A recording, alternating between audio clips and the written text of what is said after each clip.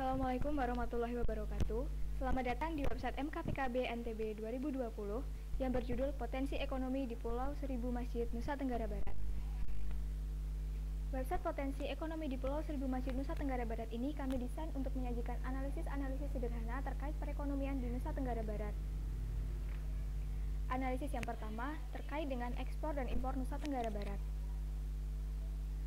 Laju pertumbuhan ekonomi tertinggi pada tahun 2015 dengan persentase sebesar 57,7% dan rata-rata laju pertumbuhan tiap kota atau kabupaten sebesar 7,61. Impor dari tahun 2013 sampai dengan tahun 2017 mengalami penurunan setiap tahunnya.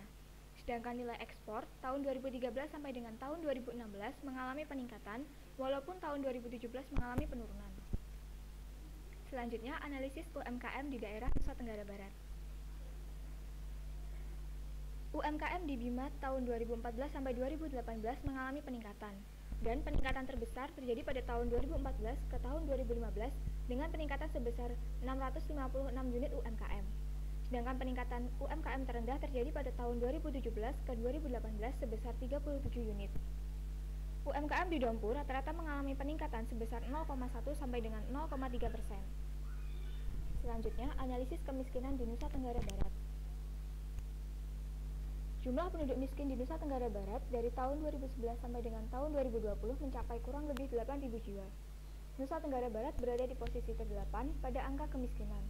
Tahun 2011, Nusa Tenggara Barat memiliki angka kemiskinan yang tinggi.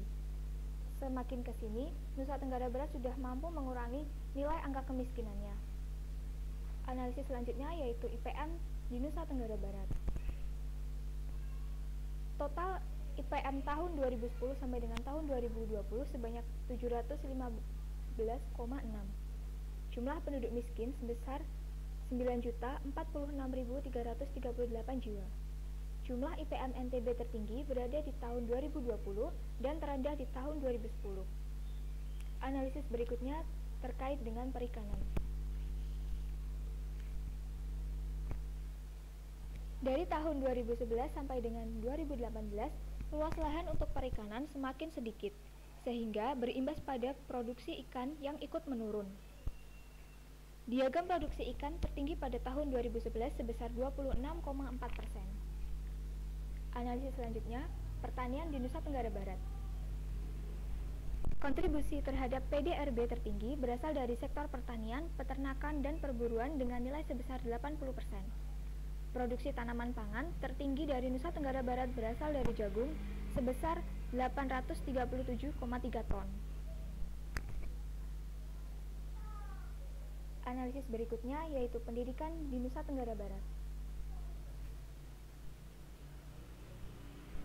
Kenaikan rata-rata lama sekolah penduduk umur 15 tahun ke atas antara 19% sampai dengan 20% setiap tahunnya. Dan puncaknya pada tahun 2020 dengan persentase sebesar 20,7%. Tingkat angka melek huruf penduduk 15 tahun ke atas di Nusa Tenggara Barat tertinggi pada tahun 2020 yaitu sebesar 87,6%. Analisis yang terakhir yaitu pariwisata. Meningkatnya wisatawan yang berkunjung ke Nusa Tenggara Barat dapat dipastikan mampu mendorong peningkatan PAD Provinsi Nusa Tenggara Barat sendiri. Wisatawan mancanegara yang datang berkunjung ke Nusa Tenggara Barat paling tinggi pada tahun 2016 dengan persentase sebesar 28,2% dan terendah pada tahun 2013 sebesar 13,2%. Selanjutnya, dari website kami menyajikan menu infografis.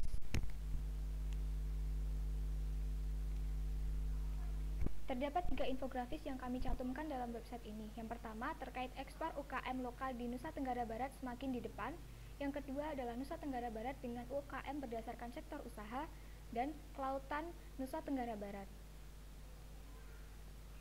Berikut adalah sumber-sumber yang kami ambil untuk melengkapi website-website yang kami buat. Dan yang terakhir adalah profil dari tim yang menyusun website ini.